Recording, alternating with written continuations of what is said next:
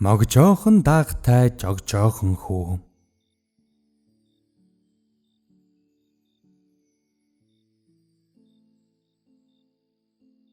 Эртээ урд цагт элен цуланцын үед юм гинэ.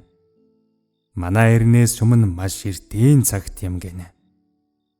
Аль нэгэн гүрэнд өөрсдийгөө цэцэн мэргэн гэж тооцдог хааны хэсэг шадар хүмүүс байдаг байжээ.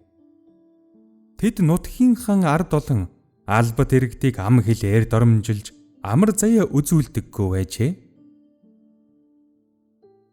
Харин тэр нутагт могжоохон даагтай жогжоохон хүү гэж өнчин ядуу боловч ухаалаг хүү байжээ.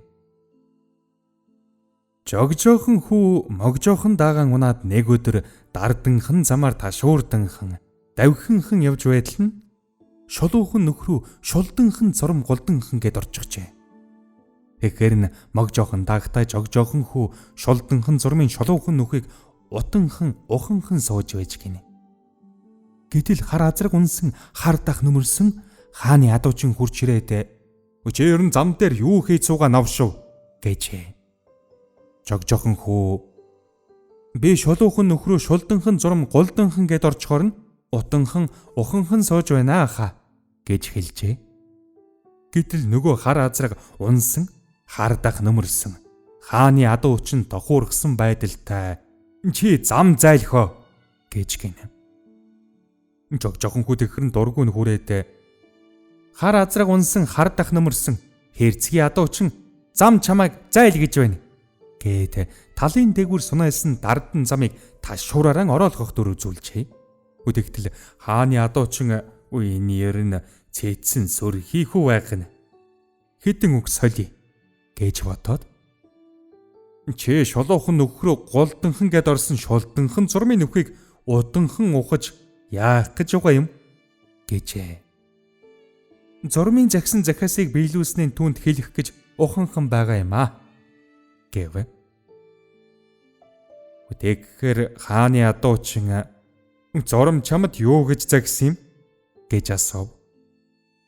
Шулуухан нөхрөө шулданхан зурм голданхан гэд орохдон үүгээр хар азраг унсан хар дах нүмерсэн хааны адуучныг ирвэл "Өөрөө бүдрүүзээ, өргөө ивдүүзээ, үнчин хүүг бас уузай" гэж захиараа гэсэн юм аа гэжээ.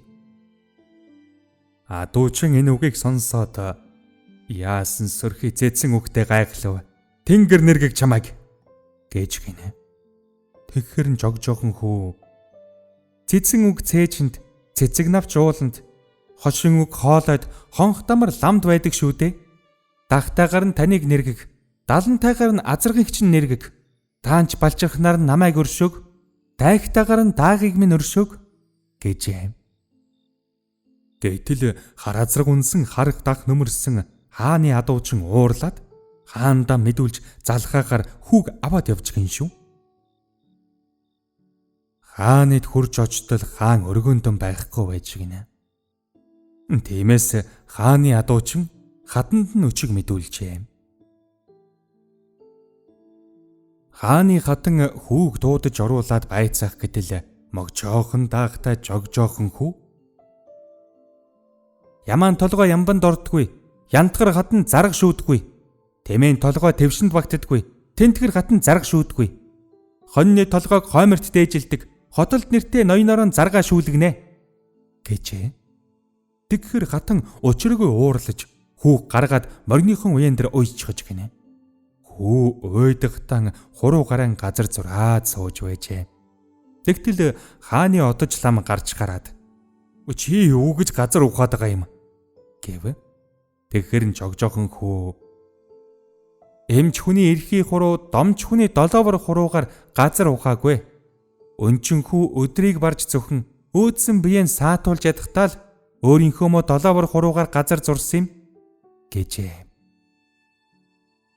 Хааны одож лам хүүд үгээр дөнгөгдөөд юу ч хэлж чадалгүй буцаад орчихож. Гэтэл чи хаан ярьж гинэ. Тэгээд могжоохон даагтай жогжоохон хүүгээс "Яагаад чамайг энд уйжчихсан байгаа юм" гэж асуув. Хүүч хамаг болсон явдлан ярьж гинэ.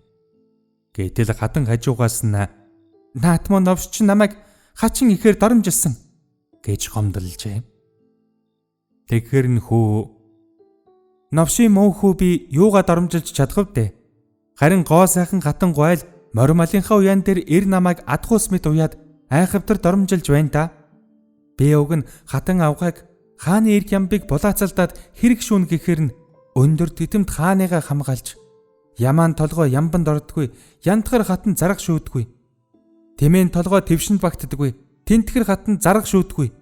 Хоньны толгойг хойморт дээжилдэг, хотолд нэртэй ноёноороо заргаа шүүлгэн гэж л хэлсэн юмсан да. Тэгэд би уяатай чулуу ухаантай ноёноо хүлээгээд гайхахтан гараараа газар зураад гай болж танаа ламд загнуулаад сууж байна да хаан эзэн минь гэжээ. Хаан бодож бүх хэрэг хүүгийн зөв байна гэж шийджээ. Жогжоохон хүү могжоохон даагаан унаад баяртай наргагүй шогшууланхан харж гин. Энэ үеэс хойш тэр хааны хэрэгэм тушаал хил амттай гэгддэг бүхэн хар цолныг хамаа бусаар ам хилээр доромжлохон болсон юм гинлээ.